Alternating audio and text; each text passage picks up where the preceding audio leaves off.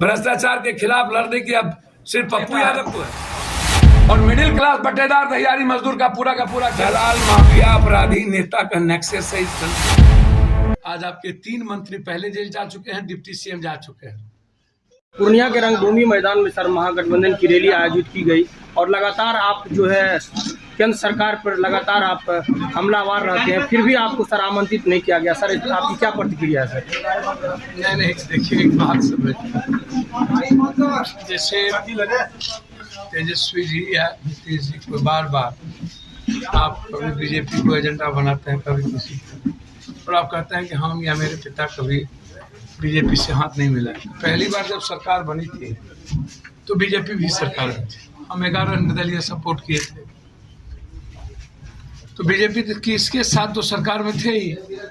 वामपंथी पार्टी भी अटल बिहारी वाजपेयी, अडवाणी जी केंद्र में बीपी सिंह की सरकार में थी, मुरारजी भाई की सरकार में थी। जब विचार और मुद्दे बदलते गए तो हमारा रास्ता बदलता गया। जब हमारा कंप्लीट रूप से डेमोक्रेसी को हम सेव नहीं रख पाएंगे, लोकतंत्र जब कंप्लीट रूप से संघीय व्यवस्था चरमरा जाएगी और वो खतरे में होगा, संविधान का रेस्पेक्ट कमजोर हो जाएगा, और हम जिस इकोनॉमी के ग्रोथ पर दुनिया को का निर्माण करते हैं, हमें दुनिया जिस रूप में हमारी सभ्यता, हमारी संस्कृति, हमारी जो सामाजिक ताना बाना है जिसके लिए जाना जाता है, और आप बार बार इस बात का जिक्र कर देते, तो क्या आप सरकार में नहीं थे? लगातार गठबंधन की सरकार नहीं रही।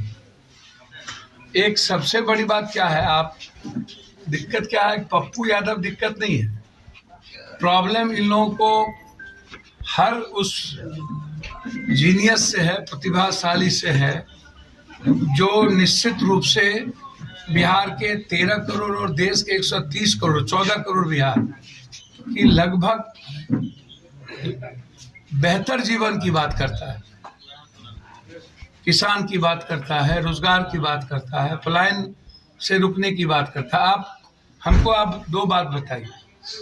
सत्ता में दोनों दल रहे, एनडीए भी कुछ दिन 11 महीना हम किसान बैठा, 950 किसान मर गया, अभी तक आपने एक मुआवजा दी, आपने एमएसपी लागू किया, आपने मंडी सिस्टम लागू की, आपने कोई गोदाम बनाया किसान के लिए? कभी अनुमंडल और ब्लॉक में गोदाम है? आप कृषि को उद्योग का दर्जा देने की कभी घोषणा की है? आखिर पैक्स का मिलर्स काट लेता है और मिडिल क्लास बटेदार दिहाड़ी मजदूर का पूरा खेप हम बड़े बड़े किसान ले लेते हैं, पैक्स खरीदता है दलालों के द्वारा। तो आप इस पर चर्चा नहीं करते हैं, एजुकेशन पर चर्चा नहीं करते हैं, हेल्थ पर चर्चा नहीं करते हैं कि ultrasound, CT scan, MRI free करेंगे, एक्सरे फ्री होगी, दवाई आम आदमी गरीब आदमी को नहीं लगेगा, कैंसर, ब्रेन ट्यूमर, हार्ट, इस सब का इलाज आप फ्री, इस पर चर्चा नहीं करते हैं, बस गाली गलौज के अलावा कुछ नहीं है। तो सर महारैली का असर क्या होगा 2024? देखिए, एक बात समझिए, आप सरकार में है ना, आप क्या हुआ नियोजित का, एसटीटी का, आप अभी लाठी चला दिए, नौकरी मांगने गया तो आप नौकरी देंगे नहीं, एसटीटी पर बात करेंगे नहीं। पप्पू यादव की चिंता छोड़ दीजिए। एक तरफ बीजेपी सबको पैर पकड़ रही है, किसी को आईबी से धमकाता, किसी को आईटी से धमकाता, किसी को ईडी से धमकाता, किसी को सीबीआई से। इसके बाप का औकात है पप्पू यादव को चैलेंज करने की? आप लोगों को क्यों चैलेंज करता है? क्योंकि आप महापाप में डूबे रहते हैं। आप पप्पू यादव को नहीं बुलावे ना भाई, जब इसको कन्हैया से प्रॉब्लम है तो पप्पू यादव से कितना प्रॉब्लम होगा हम जानते हैं। और सर आप उसकी चिंता छोड़िए। एक बात सर है, मेरी बात सुनिए ना, आप 12 14 जिला का आप एक तरफ उधर रैली गाली गलौज कर रहे हैं आप यहाँ, और दूसरी तरफ आप नीतीश जी कांग्रेस को आप बार बार कहते हैं। कांग्रेस ही एक पार्टी है इस कंट्री में। आज आपके 3 मंत्री पहले जेल जा चुके हैं, डिप्टी सीएम जा चुके हैं, आप शराब से लेके अन्य चीज। लेकिन मेरा सवाल है, क्या ये पॉलिटिकल सीबीआई है या रियल में सुधार? मैं बीजेपी से जानना चाहता हूं, विपक्ष ही चोरी करता है, बीजेपी दुनिया का सबसे ईमानदार आदमी है। अदानी को आपने, जिसकी औकात 2000 की नहीं थी करोड़ की, आप वर्ल्ड के दूसरे नंबर पर, दुनिया के सारे चीजों में आप सेब से लेकर अरहर के दाल से लेकर परमाणु और अणु बम तक, डिफेंस तक, आप बैंक के एसबीआई के लोन तक, आप ऑस्ट्रेलिया में जाके प्रधानमंत्री जी अदानी के साथ एसबीआई बैंक के सारे अफसर को लेकर के बैठकर आप समझौता कराते हैं। शर्म नहीं आता है? चुल्लू भर पानी में डूब के मर जाइए ना कि अदानी के साथ देश में बैठ करके हमारे एसबीआई का 1 लाख कितना डॉलर आप रुपया दे देते हैं इसको। भारत के सबसे आम आदमी का पैसा LIC में होता है।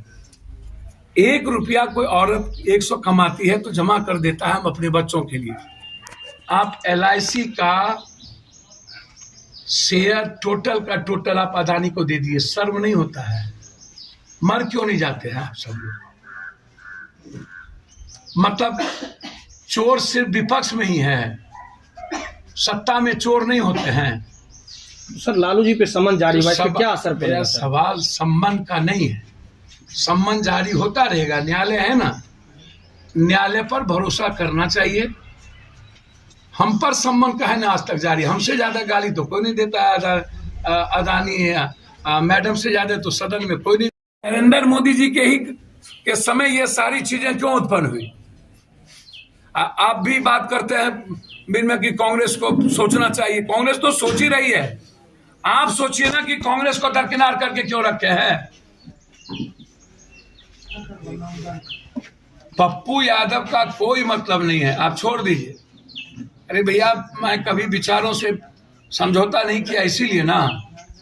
इन लोगों की तरह हम भी दोगला हो जाए एक बार तब तो गए बूटलाद नहीं ये लोग। तो सर यदि दोगलई राजनीति पसंद मुझे नहीं रही कभी, इसीलिए ना हम जिस दिन दोगलई राजनीति कर लिए तब क्या होगा। इसीलिए कोई बात नहीं है, उसकी चिंता छोड़िए। इनको अन्य लोगों को जोड़ना चाहिए। और अब आप धमका के, पैसा देके, सुरक्षा देके, कभी सहनी को लेकर के, कभी उपेंद्र कुशवाहा को तोड़ता है, कभी पीछे से पीछ मारता है। तो डेवलपमेंट पर बात नहीं होगी इस बिहार में। इस बिहार में होगा किसका बेटा, किसकी बेटी, किसका माँ, किसका बाप, किसका दादा, किसका नाना, कौन जाट, यादव, कुशवाहा, मुसहर, पासवान।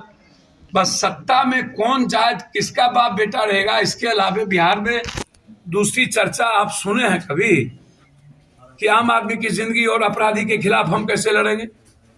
पूरे बिहार में अपराधी और माफियाओं को चैलेंज करने की जिम्मेदारी सिर्फ पप्पू यादव को है। भ्रष्टाचार के खिलाफ लड़ने की अब सिर्फ पप्पू यादव को है। और लोग क्या करेंगे? बस 6 जात 7 जात, 6 जात 7 जात, 6 जात 7 जात, 7 जात इधर, 6 जात इधर, 7 जात इधर, 6 जात इधर, 5 जात इधर, 9 जात इधर। ऐसे चलता है क्या? ये क्या जाति पे ही राजनीति चलता रहेगा बिहार में? भैया, इस कंट्री के बारे में आप सीधा समझ लीजिए। मिडिल क्लास और जो गरीब है वो बेचारा है, उसको या तो दारू या तो पैसे पर ये लोग वोट में खरीदता है। दलाल, माफिया, अपराधी, नेता का नेक्सस है इस कंट्री में। इन लोगों को चैलेंज करना जरूरी है। मैं नीतीश जी को कहूंगा, भट्टी साहब, अपराधी को और वायकर्स को खदेड़िए नहीं, मारिए। हम जिस दिन आएंगे जेल में ढूक के 2 मर्डर करने वाले को सीधा शूट एंड साइड ऑर्डर देंगे। जिस पर 302 का मुकदमा 2 होगा और बलात्कार, उसको जीने का राइट नहीं पप्पू यादव देगा। वो दुनिया का कोई हो, जितना बड़ा आदमी का बेटा हो, मरना होगा उसको 12 घंटे। ये आप लिख लीजिए सादे का। एक सर सिंपल सवाल, कोई कानून, जब पागल हाथी पागल हो जाता है, सांप पागल हो जाता है और बाघ पागल हो जाता है तो गोली मारते हो ना। इन माफियाओं को क्यों नहीं? दमाद है इन नेता लोगों का। क्या अपराधी मान दिया? ये भतार है, ये सैया बने हुए हैं। क्या है? सोसाइटी को बचाना है तो दलाल माफिया पर अपराधियों के नेक्सस को मिटा देना पड़ेगा, तभी आप समाज में जा सकते। सर एक सवाल है सर, लगातार यात्रा निकाला जा रहा है। आज जो है पश्चिम चंपारण से जो है महागठबंधन से अलग होके उपेंद्र कुशवाहा जो है विरासत बचाओ नमन यात्रा निकाल रहे हैं आज कौन से। चीज का विरासत है इसकी? ये निकाल रहे हैं उपेंद्र कुशवाहा जी। आज तक कुशवाहा का मर्डर हुआ, सब जगह पप्पू यादव है ना, इसको कुशवाहा का पता। ये अपनी दुकान की विरासत बचाना चाहते हैं। कितने बार, 20 बार तो ये निकल चुके हैं, 40 बार। इन लोगों की चर्चा क्यों करते हैं? जिनका कोई संघर्ष नहीं, जमीन नहीं, जिसको लड़ने नहीं आता, कौन चीज की विरासत? इन लोगों का कोई जमीन जगह है, पगा है? इन लोगों को सिर्फ सियासत और सत्ता चाहिए। कुर्सी बचाओ, सियासत बचाओ के लिए ये लोग जाते हैं। यात्रा सीखना हो तो दिल जोड़ने और इंसानियत को जोड़ने और भारत को जोड़ने की यात्रा जो मानवता की थी, जो संविधान और लोकतंत्र बचाने के लिए बिना किसी -13 में एक टी शर्ट पहने हुए एक लड़का 3600 किलोमीटर, भारत नहीं दुनिया के इतिहास में यह पहली घटना है जो एक साथ चलता रहा। कन्याकुमारी के जहां पर उसके पिता को मारा गया और कश्मीर जहां उसके लोगों ने, उसके परिवार ने भारत की आजादी की कसम खाई थी, वहां पर जाके वो रुका। तो यात्रा सीखना हो ना तो उनसे सीखो ना। इस यात्रा से बिहार में कोई असर? का कोई औचित्य नहीं है। सब अपनी अपनी सीट बचाने के लिए, भाजपा से शेयर करने के लिए इन लोग किया। एक बात और सर, लालू जी जो है जैसे सिंगापुर से हिंदुस्तान आए, आज जो है सर लैंड फॉर जॉब से जो समन जारी कर दिया गया। सर एक बात समझिए, मैं आपको बहुत क्लियर बता दूं, कहीं ना कहीं चलिए हम गलत हो सकते हैं। गलतियां पदाधिकारी के कारण, नेता की सहमति से सब कुछ होती है। लेकिन मैंने पहले भी कहा था, जैसे अरुण सिसोदिया ने जेल गए, अरविंद केजरीवाल को मैं याद दिलाना चाहूंगा अन्ना हजारे का आंदोलन। अन्ना जी, अरविंद जी, उस वक्त आप मनमोहन सिंह जी जो दुनिया के सबसे ईमानदार आदमी वर्ल्ड के, जिसके पास एक फिएट कार छोड़ करके कुछ नहीं है, जो 10 साल पीएम रहे और 10 साल फिनांस मिनिस्टर रहे, जो वर्ल्ड में भारत की इकोनॉमी को ग्रोथ किया, उसको भी आपने गाली दी थी। आप जो दिल्ली बनाया शीला दीक्षित, आपने उसको भी गाली दी थी। उसी का बता, आप कब पलायन रोक जाएंगे? आप हमको जरा बताइए।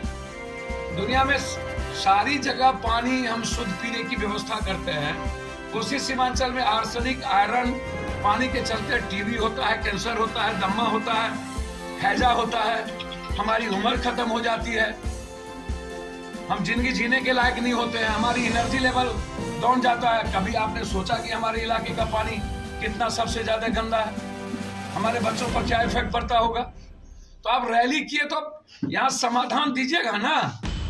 आप कहिए कि मैं करूंगा ना। आप किसान पर बात करते हैं ना, आप यूरिया पे बात करते हैं ना, आप पोटास पे बात करते हैं। 77,000 टन यूरिया आप दिए उत्तर प्रदेश को, और हमको आप 6,000 टन भी यूरिया नहीं दिए। और जो आया वो लगभग, जब किसान त्राहिमाम हो गया, कुछ यूरिया नेपाल चला गया। तो आप समाधान पर बात करते नहीं हैं। अस्पताल आपके पास है, उस पर बात करते नहीं हैं। दिल्ली विशेष राज्य विशेष पैकेज और बिहार को हमेशा नेगलेक्ट करती है। आप बिहार में सत्ता में है, एक गाली गलौज वहां जोगी दे रहा है माय बहन करके अखिलेश जी को, एक आदमी गाली दे रहे हैं दिल्ली में, पटना में सहजानंद सरस्वती जी की मीटिंग में, तो वाल्मीकि नगर में।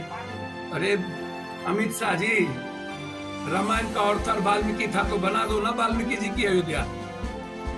मैं तो चाहता हूं राम सिया क्यों, सिया राम क्यों नहीं, कर दो सीता की अयोध्या बना दो सीतामढ़ी में। हम तो थे परसों, 3 लाख आदमी वहां था। कर दो सीता सिया की घोषणा कर दो। हम तो पर्यटक चाहते हैं कि सीता की पर्यटक हो जाए। हम सबसे पहले चाहते हैं कि वाल्मीकि की सबसे बड़ी पर्यटक वाल्मीकि नगर में हो, जिसने रामायण की रचना कहता है। तो हम दोनों को कहे लगा सम्मन जारी होता है। क्या लालू जी का डर तो कहीं सता नहीं रहा है मोदी जी को आने वाले 2024 ऐसा में? कुछ नहीं होता है। मैंने कहा हम लोगों को सम्मन काहे नहीं होता है। कोर्ट है, कोर्ट जाना चाहिए, इसमें कोई दो मत नहीं है। जो उम्र है अब लालू जी की, जो बीमारी है, उसमें केंद्र को और कोर्ट को, न्यायालय को, दोनों को कंसीडर करना चाहिए कि ये उम्र और ये बीमारी अब उन्हें बहुत बोझ लेने की और बहुत जबरदस्ती की कोई भी चीज डालने की उनके जीवन के लिए, उनके स्वास्थ्य के लिए सही नहीं हो। आखिरी सवाल सर,